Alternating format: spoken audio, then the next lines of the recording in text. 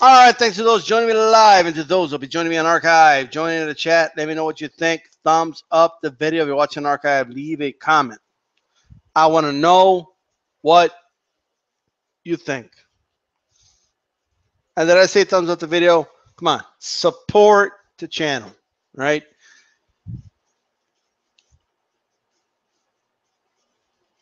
Magomed Abdusalamov. Try to pronounce it the best way I can. I apologize. But he received a $22 million injury settlement from New York State, right? I'm on ESPN. They released a story giving credit to the source, which I got it from, okay? And I'm reading this. I'm going to read this article here really quick. This is by William Weinbaum.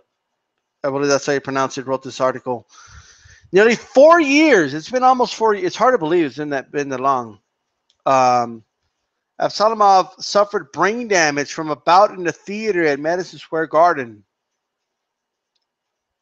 New York State has agreed to pay him and his family $22 million, and that is believed to be the largest personal injury settlement in the state ever. There's never been a personal injury settlement that high that we know of as of right now. So if one of, and not the largest settlements ever. Court of Claims Judge Janet Rodriguez Morick approved the agreement on Friday, right? The file was on November 2nd, 2013. Oh my God, does time fly? The family filed a lawsuit alleging recklessness, gross negligence, and medical malpractice by the New York State Athletic Commission. The New York Athletic Commission staff and the doctors it retained to work that night. Right? The complaint said improper care crucially delayed diagnosis and treatment of a developing blood clot in the brain. He underwent emergency surgery, suffered multiple strokes, was in a coma for weeks, and hospitalized for more than 10 months, including inpatient rehab that he had there. He's 36 years old right now. He remains paralyzed on the right side, on his right side, and he is unable to walk.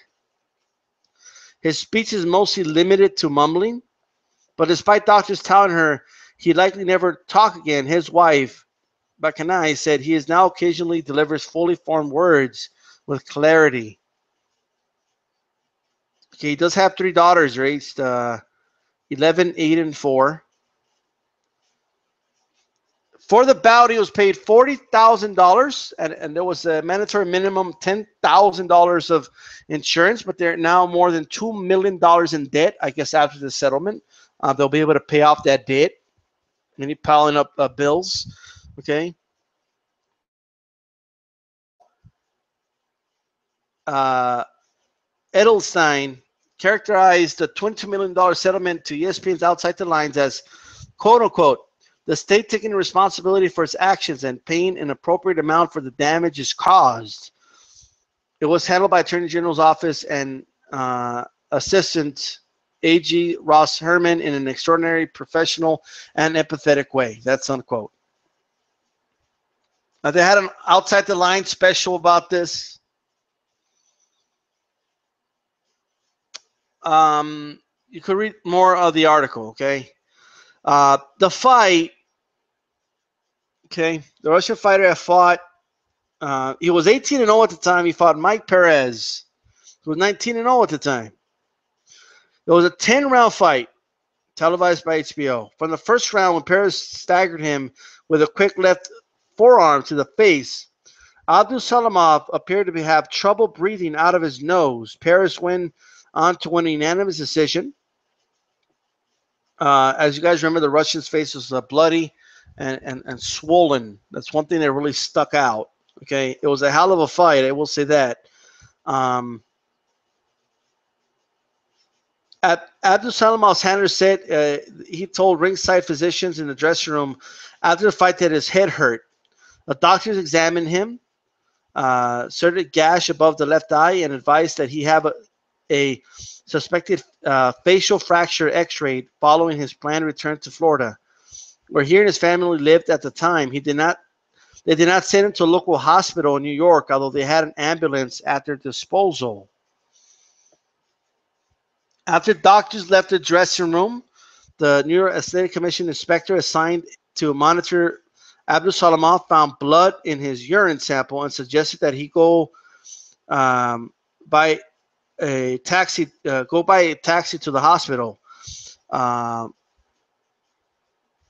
They tried to get the cab.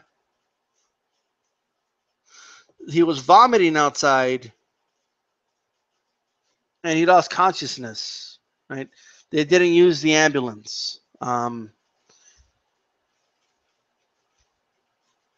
Look, man, let me just say this. Okay?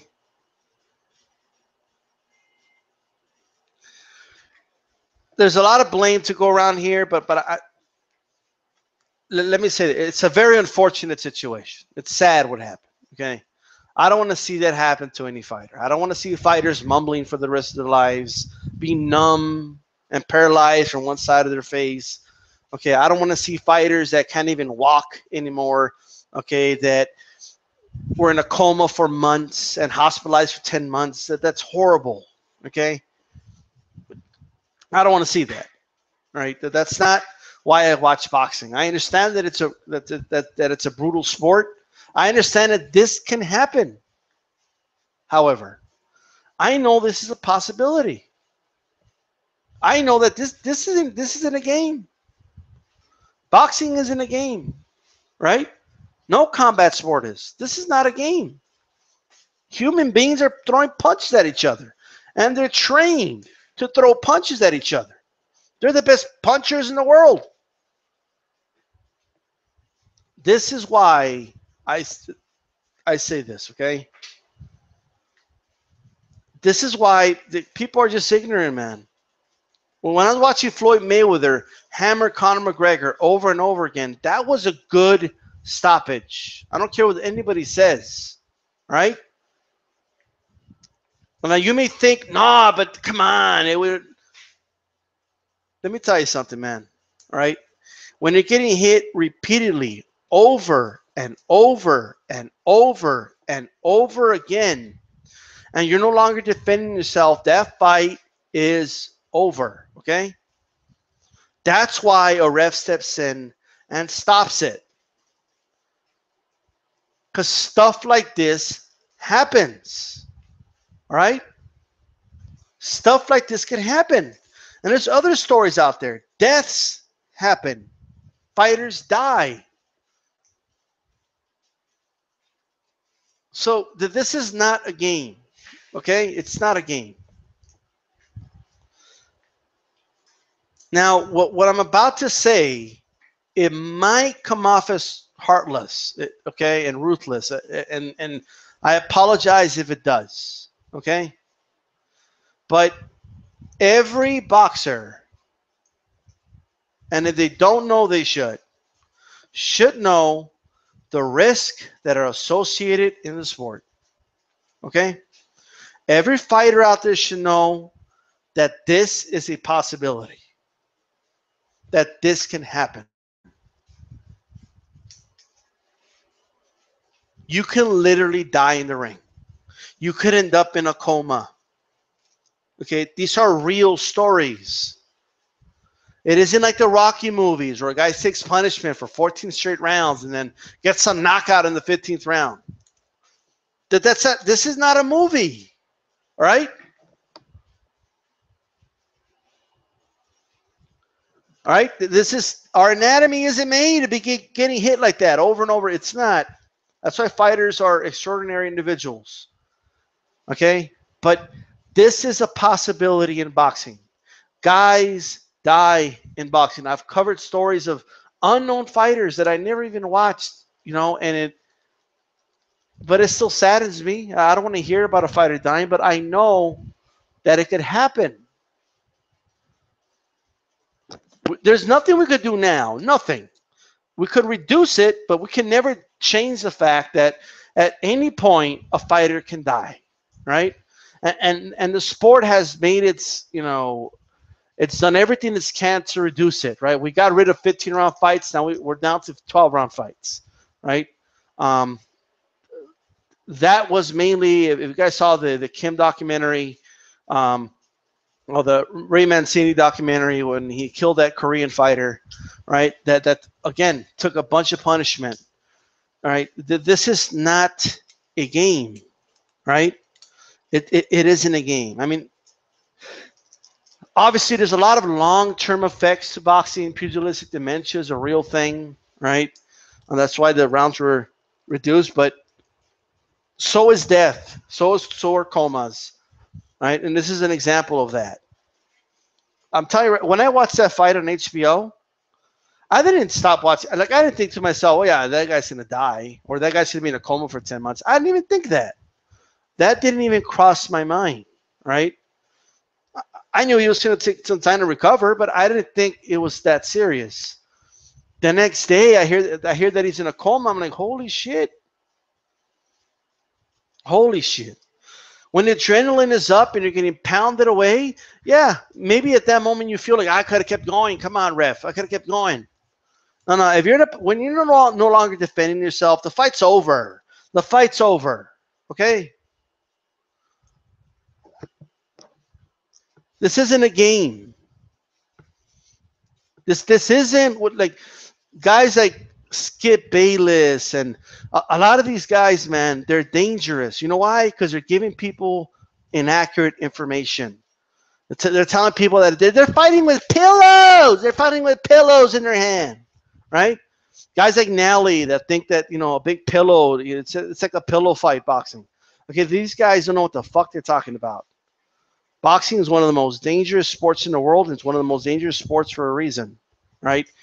And I understand that this is, I don't want to see deaths like this. I don't want to see, or this wasn't a death, but I mean, the guy's quality of life, man. He's mumbling words. Okay, he is, he can't walk, man. He's paralyzed. Half of his face is paralyzed. I mean, that's terrible, right?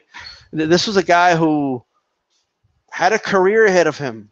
If that wouldn't happen, where would he be today? I don't know. Maybe he would have given us some great fights. Who knows, right? I'm glad he's alive. I will say that it's unbelievable that they told him to take a taxi to the hospital. I think that's very unbelievable to me. They should have used the ambulance, right? If a fighter says he has a headache, right?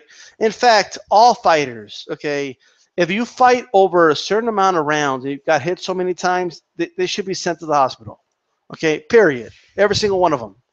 Because a lot of them lie. Oh, no, I'm fine. I'm fine. He didn't even hit me that hard. I'm fine. Yeah. They need to get checked, right? Like, there was neglect here, all right? There was neglect, but I will say this, though, okay? They need to stop saying that the commission caused it. The commission didn't cause it.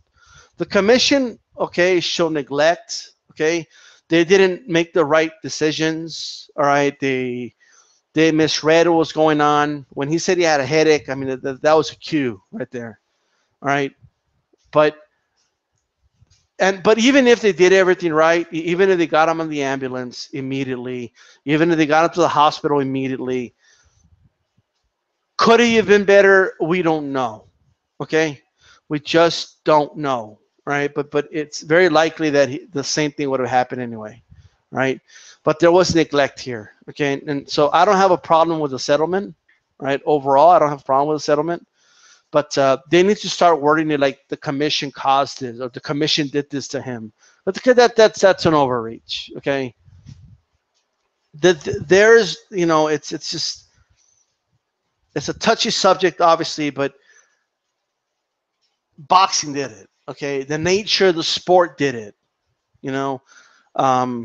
His corner didn't stop the fight, but he was still fighting. So it was just a very, You know, it's just tough to say. You know, I haven't watched that fight since I don't even want to watch it. You know, but if I remember correctly, he was still fighting. He was still throwing punches. It made it very difficult for the ref to step in and stop it. His corner wasn't stopping it. You know, I mean, we're lucky it was just 10 rounds. If that was a 12-round fight, he could have been dead right now. It's a brutal sport. It is a brutal sport, man. Right? And I will say this: if a fighter starts saying, "Oh man, I got a headache," right, and the commission ain't doing shit, then your team, man, should be taking care of business right away, right? I mean, that just, and it shouldn't take a fighter to say, "I got a headache," either. A lot of fighters get an ass whooping, and they don't want to admit it. They don't want to give, because they don't want to admit that their opponent hit hard. You know, they'll say they're not even hurt, and those are the most dangerous, you know, situations. This isn't a game.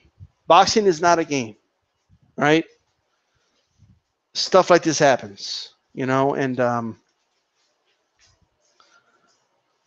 it's sad, man. Like that's all I can really say, you know. There's really nothing you can take from the fight itself and say, what could we have done different, like during the fight? Because I don't think the ref did a bad job. He was still, you know, he was losing the fight, but he was still fighting, you know. And so what do? It's tough to say, right? But in situations where guys aren't defending themselves no more and they're getting hammered in the fucking ropes, then it's over. You know, those are situations we can control, right?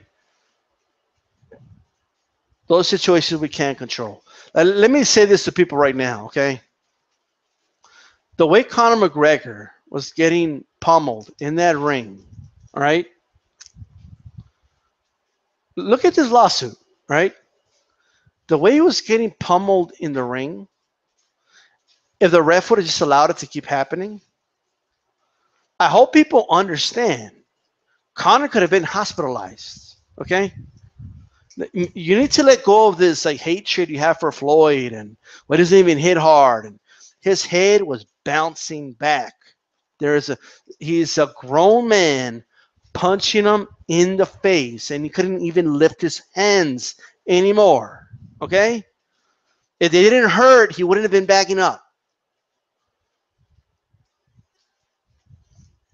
Why the hell is the ref going to stay there and find out whether or not this motherfucker ends up in a coma? I don't want him in a coma. The fight was over. Like, we already knew the result at that point. There was no reason to continue. And the reason I bring that fight up because that is a high-profile fight. And you know what would have happened to Robert Byrd and the commission if something like this happened to Conor McGregor? You know what could have happened to boxing?